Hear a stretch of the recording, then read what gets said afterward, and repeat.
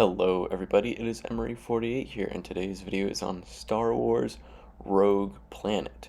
This is a novel on the Legends timeline by Greg Bear. It takes place in 29 BBY, 3 years after Monster Misunderstanding and Phantom Menace. Chapter 1. Anakin is at an illegal race on Coruscant. It seems like he is in a bodysuit with wings. The race organizer, and another racer, told Anakin he was too young and he will die. Obi-Wan ran into Mace Windu as he was leaving the Jedi Temple to go and retrieve Anakin once Obi-Wan noticed he was missing. The race is through a trash pit on Coruscant. The danger is in all of the trash shot into the atmosphere from the pit. Obi-Wan has made it to one of the 2 pits near the Jedi Temple. He has spotted 6 droids circling the top, likely involved with the pit racing.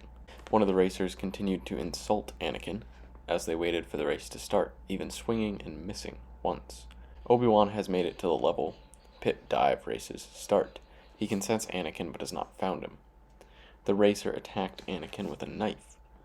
He knew Anakin had been a slave and was currently a Padawan. In an attempt to escape, Anakin jumped into the pit. The racer followed. The race organizer was furious that they were starting the race early. Obi-Wan bought a pair of wings for himself. Seeing Anakin jump into the pit, running from the other racer, Obi-Wan jumped in after them. The racer knocked Anakin to the floor of the pit where large worms eat some of the trash that is less toxic. Obi-Wan injured the racer and then crash-landed next to Anakin. They combined their fuel and began ascending. Chapter 2. Wraith Sinar, a designer and engineer of combat ships, is meeting with Commander Tarkin of the Republic Outland Region's Security Force. The ships Sinar have built are likely the TIE fighters. Sinar had been contracted with the Trade Federation prior to their disbanding. Tarkin has been assigned to watch the Jedi on Coruscant and has noticed Anakin's mechanical skills.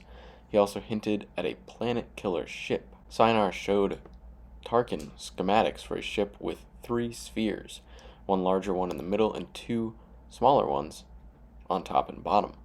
Sinar is thinking of removing the 2 smaller ones and having the one ship be a single sphere 100 kilometers in diameter. It would use ice asteroids as fuel. Chapter 3. Anakin and Obi-Wan met with the Jedi Council. Only 4 of the council members were there. Mace Windu was the only council member named.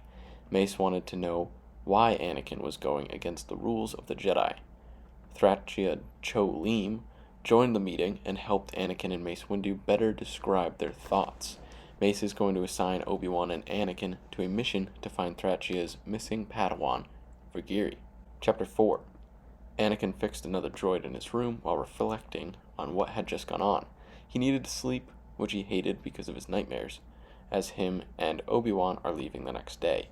He is struggling with himself internally. Chapter 5. Thracia has given Obi-Wan a data card.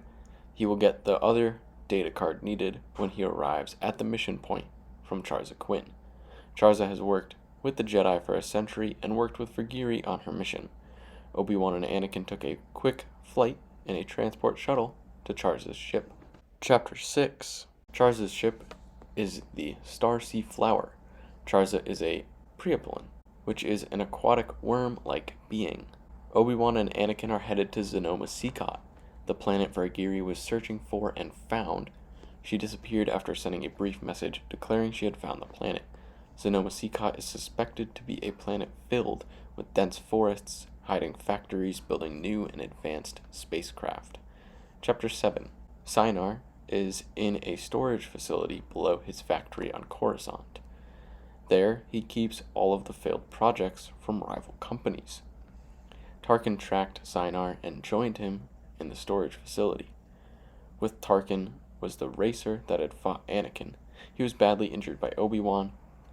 Sinar is able to track the ship Obi-Wan and Anakin are on. Tarkin has recruited Sinar to command an expedition to Zonomans. Sinar already knew of the planet and the ships being made there. He does not know many details. He owns one hull of one of the ships, but once the owner dies, the ship becomes useless, and he bought the hull after the owner died. Chapter 8. The star Sea Flower has left Coruscant's orbit. Chapter 9. The racer is named Kidave, a former member of a select assassination corps, loosely affiliated with the Trade Federation. Kidave is from a famous political family on Batterine. Tarkin has given Sinar his mission. Sinar will command a ship with Trade Federation resources and new battle droids. Kidave will accompany him and command a squad. Kidave reports to Tarkin, who is staying on Coruscant. Chapter 10. Obi-Wan meditates while Anakin sleeps. As you can see by that kind of brief nothingness in that whole chapter, there's a bunch of chapters in this book that are like 1 or 2 pages, so not much happens in a 1-page chapter. Chapter 11. Tarkin made a surprise visit to Sinar to view the hull of the dead ship. The ships from Zonoma Seacot are living things but have no cell structure. They need fuel and nutrients but cannot reproduce. Chapter 12. The Star Sea Flower is approaching Zonoma Seacot. There are boras, very tall, tree-looking structures covered in foliage. Chapter 13. Tarkin has told Sinar that the ship has arrived in Zonoma Seacot's system. Sinar is to leave immediately. Chapter 14.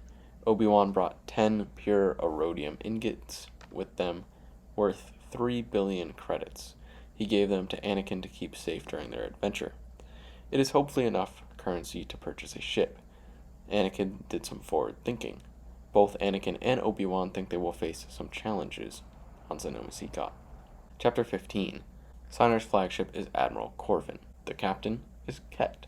Sinar argued with Tarkin about the size and quality of the fleet, saying it lacks in both. Chapter 16. Charza dropped off Obi-Wan and Anakin on Zonoma Seacot.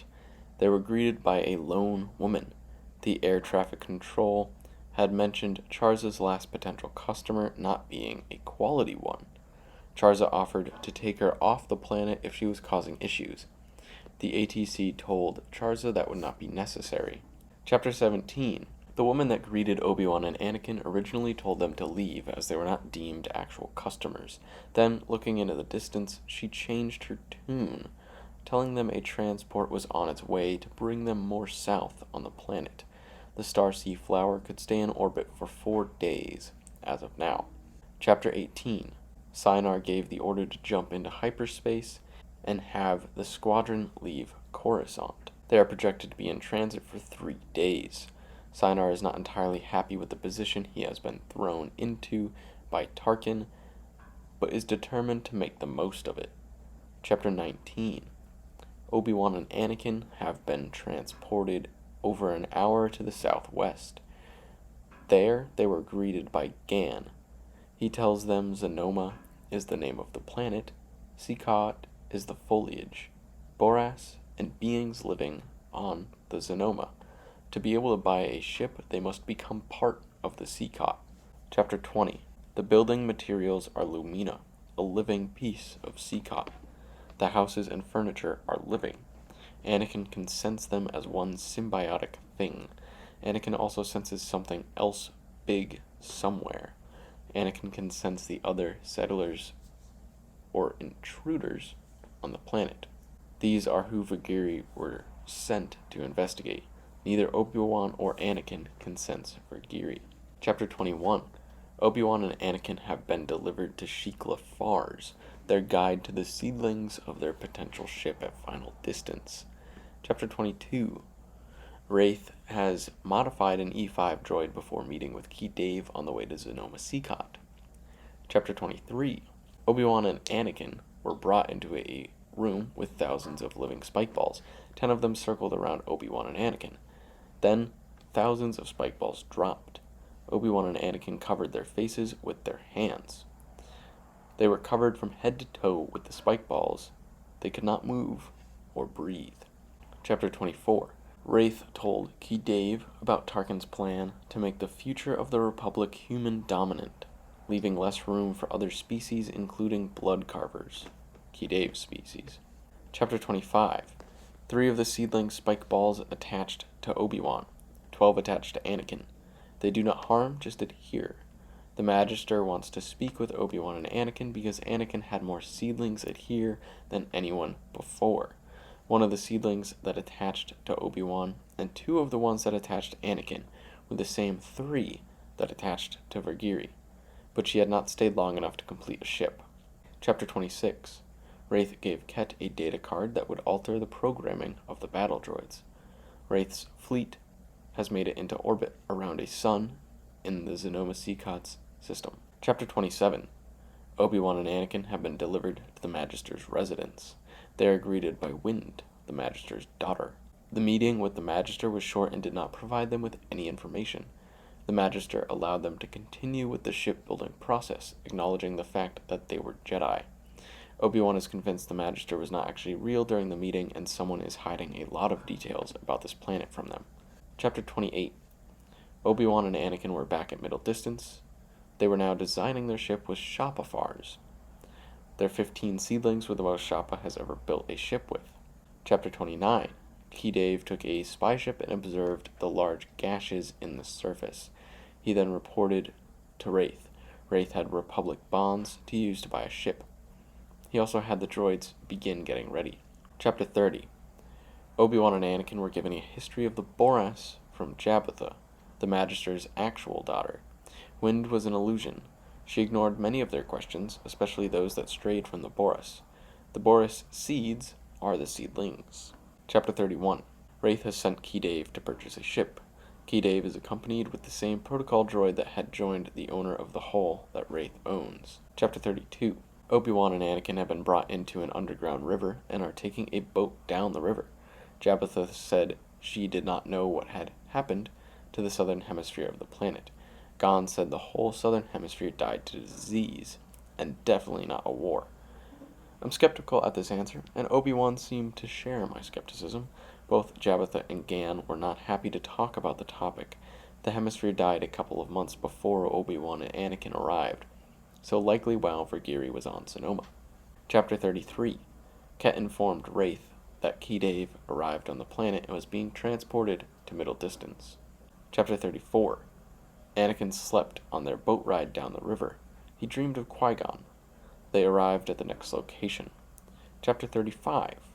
Gon and Jabbatha have dropped Anakin and Obi-Wan off with the Forgers, who will take them to the Gentari to build the ship.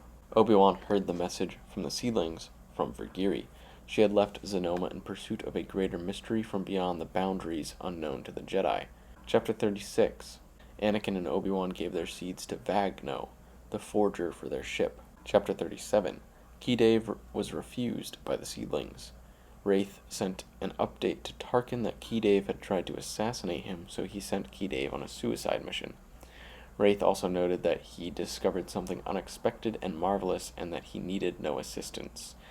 He knows this will send Tarkin to Zonoma, but by then he will attempt all of his plans. Chapter 38. The seeds were put into a pit and burned from a fire by lightning. Anakin could feel the seeds burn. They told him he would have the same fate, burning in fire and resurrection. All of the seeds had exploded in the fire. They had survived the burn and will be combined to create the ship. Chapter 39. Obi-Wan and Anakin are still trying to understand the feelings the Force gave them while the seeds were burning. Vagno has brought them into a dark area with snake-like tendrils along the ground. Vagno said clients never return because they forget, but if they remembered, they still would not come back because they would be scared. Vagno said the Forgers are the bravest people in the universe because they live here. At this moment, Obi-Wan agrees. Chapter 40. Vagno brought them to Vidge, the Shaper. After shaping the frames and pieces of the ship, Vidge brought them to the Gentari, giant metallic and organic beings that build the ships and the Seacot. Obi-Wan and Anakin were inside the ship as the Gentari pass it amongst themselves in the building process. Their ship has been built and is almost ready to fly. Chapter 41. The droids began going against Wraith's coding. 5 escaped in separate ships heading for Zonoma. Ket was able to destroy 1 of the 5 before the remaining 4 got out of range. Wraith is now running tests on his personal security droid to see what Tarkin did to the droids before leaving Coruscant. Chapter 42. Fitch, another builder along the line, greeted Obi-Wan and Anakin as they left the ship after the Gentari were finished. Almost immediately after, Gon, Shikla, Shappa, and Jabbatha joined them with news of an incoming invasion. Some of them think Obi-Wan and Anakin led the invasion force to Zonoma. They said they did not kill Vergiri, but she brought problems. They would not discuss more without the Magister's permission. Their ship is under attack from the droids that had left the Admiral Corvin. Obi-Wan has been injured, and it sounded like Anakin was hurt as well. Key Dave stood over the wounded Obi-Wan, stomping on his arm. Chapter 43. Key Dave kidnapped Anakin and Jabitha and took them into the ship. Key Dave told Anakin to take the ship into orbit. Anakin told Key Dave that the ship is low on fuel, but took off to get Key Dave away from Obi-Wan so he could recover from his injuries. Chapter 44. Tarkin has arrived with a large fleet. Tarkin has taken Wraith out of command and is bringing him to discuss what went wrong on his ship. Chapter 45. Obi-Wan got in Shappa's ship. They are following Anakin. Shappa said Vergiri left with the Far Outsiders, a group that failed to invade Zonoma. They think they defeated the Far Outsiders and they retreated. They know Vergiri was communicating with the Far Outsiders, but do not know to what extent. Obi-Wan has opened a comm channel with Charza Quinn. Chapter 46. Wraith and Tarkin went to speak on Tarkin's ship, the Rim Merchant Enum. Tarkin gave the order to begin the invasion of Zonoma. At the same instant, Zonoma's defenses began replying, sending ships out of hidden hangars in the Seacot. Chapter 47. Anakin heard the full message from Vergiri through the ship. Vergiri convinced the Far Outsiders to leave Zonoma. She was going to study them and hopefully prevent further conflict. They are fascinated by her abilities in the Force and want to learn more from her in return. Chapter 48. Shappa told Obi-Wan more of the Magister. Obi-Wan has figured out that the original Magister was former Jedi Lior Hall. The current Magister is Hall's heir. Obi-Wan said that the Magister is dead and has likely been for a couple months. Shappa would not listen. Shappa will help Obi-Wan reunite with Anakin, but then he wants them to leave. Chapter 49. Anakin, Jabitha, and Key Dave have arrived where the palace used to be. It was buried under a landslide. There was bad damage from the attack a year ago. I'm guessing the palace Obi-Wan and Anakin had gone to was not the actual palace. Chapter 50. Obi-Wan and Shappa's ship is approaching the mountain Anakin has landed on. Charza Quinn may need to land before the mountain because of the sky mines released by Tarkin. Chapter 51. Key Dave and Anakin began fighting as Jabitha went through a door into the palace. Chapter 52. Tarkin has found Anakin's ship. They are going to capture it. Tarkin has directed all of the sky mines away from Anakin and towards Charza Quinn. Zonoma's defenses are holding up well against the droid-piloted starfighters. Chapter 53. Shappa and Obi-Wan are still headed towards the mountain. They know Anakin, Jabitha, and Key Dave have exited the ship, but know nothing more. Chapter 54. Anakin killed Key Dave in the fight. Anakin was ashamed of killing Key Dave, as he has not been able to control himself. Chapter 55. Anakin and Jabitha found the Magister's dead body. Anakin saw what he thought was a hallucination. Anakin put Jabitha to sleep harmlessly to speak with the hallucination he was seeing. It identified itself as Seacot and said it had been sending the Magister's messages for the last year. The Seacot has taken multiple forms of different humans, including Vergiri and the Magister. Chapter 56. Tarkin has ordered starfighters to take out Charza Quinn and Obi-Wan. There is a report that Zonoma's defenses are seemingly endless. A large amount of the starfighters have been lost in the main battle areas. Chapter 57. The Seacot does not like having to kill things, but does not want the same burn it felt from the Far Outsiders a year before. Anakin and Jabitha exited the palace. Tarkin was scooping up his ship. Tarkin took Anakin with him as they left, leaving Jabitha and the dead Key Dave on the mountain. Chapter 58. Shappa has dropped Obi-Wan off at the mountain and picked up Jabitha. One starfighter went after Shappa and two went for the mountain. Obi-Wan saw Key Dave's corpse and many boot prints around it. He was taken aback by the body as something seemed off, but he didn't have time to investigate further. The starfighters fired at the mountain, cremating Key Dave's corpse. Charza Quinn came over the horizon, destroying the two starfighters before they could make another run at Obi-Wan. Obi-Wan then boarded the Starseed Flower. Chapter 59. Seacot spoke to Anakin again, revealing that it could destroy the entire fleet, but it did not know if it should. Anakin was still thinking about killing Kidave. That was the first person Anakin has ever killed. He was also still ashamed by the manner he killed Kidave. Chapter 60. Tarkin is full of pride following his success of capturing the ship. Chapter 61. Jarza Quinn and Obi-Wan are confused as to why the Republic is behind the attack on Zonoma. Obi-Wan theorized that it is leftovers from the Trade Federation that never made it to the Republic, which is correct. Chapter 62. Tarkin questioned Anakin about the ship. Anakin did not give much, if anything, away. Wraith scanned the ship and said it was healthy. Jarza Quinn burned a hole into the sky mine, and Obi-Wan came through. Tarkin and Wraith fled the hangar bay. Some of the guards stayed to fight, but retreated when none of their shots could get past Obi-Wan's lightsaber. Obi-Wan is filling their ship with fuel. Jarza Quinn is setting charges on the outside of the sky mine with a 3-minute timer. Chapter 63. Tarkin is enraged. He wants the cargo ship and the planet destroyed. Chapter 64. Jarza Quinn saw an escape pod leave the sky mine and go to the Enum. Chapter 65. Obi-Wan and Anakin escaped in their ship. It was shot at a couple of times, and Anakin could sense the ship's pain when it was hit. Engines and hyperspace cores emerged from Zonoma Seacot. The entire planet left the system. Tarkin's fleet could not handle the sudden change in gravity. Many of the smaller ships collided with each other and exploded. A few even collided with the Rim Merchant Enum. The Enum came out fine, but the smaller ships were destroyed. In the chaos, Obi-Wan and Anakin escaped into hyperspace. Chapter 66. Obi-Wan and Anakin's ship is dying. They are going to an outpost and have sent a message to Mace Windu and Thracia Cholim, asking for them to meet them at the outpost. The outpost is mostly deserted and on the way to Coruscant. They do not know if Sonoma Seacot survived their journey or where they went to. Anakin has named their ship Jabbatha. Chapter 67. Thracia visited Obi-Wan and Anakin on Selene, a cold planet. Selene is where their ship will die.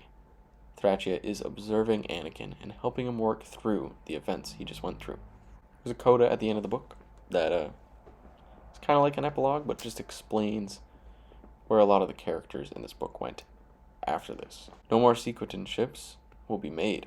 After a couple years, all Sequotan ships are dead or destroyed. Tarkin redeems himself with plans of a moon-sized ship. Wraith does not want his name attached to that ship, so he let Tarkin have it. Both Tarkin and Wraith are useful to the new order of the Republic. Jarza Quinn made it back to Coruscant. With the rise of the Empire, he becomes a smuggler and preys on Imperial vessels. A legend of a rogue planet lost in the stars develops. After a couple months, Thracia Cholim leaves the Jedi Order. It says Anakin and Obi-Wan continue on their adventures, but we kind of already know that by just watching the movies. I have no clue what happened to Vergiri or the Far Outsiders. Maybe something is mentioned in a future book or short story, but there is nothing here, even in the coda.